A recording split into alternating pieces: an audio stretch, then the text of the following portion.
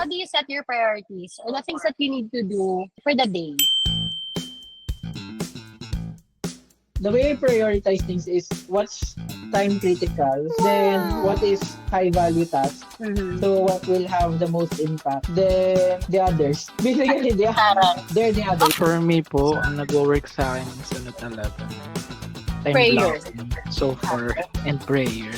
So, the way na it works for me, it's talagang I stick to my time block as much as possible or else hindi ko siya magagawa.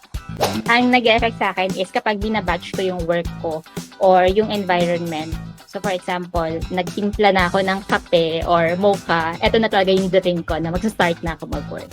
So, the first thing talaga that I do on my day is to read messages, emails, Slacks, yung Slack notifications, yung mga nasa inbox ko sa ClickUp na laging 99. Natulog lang ako, 99 plus na siya agad, baka stress. But yes, so ganun ako. And then from there, from the information that I get from notifications, dun ako magbe-base ng priorities ko for the day.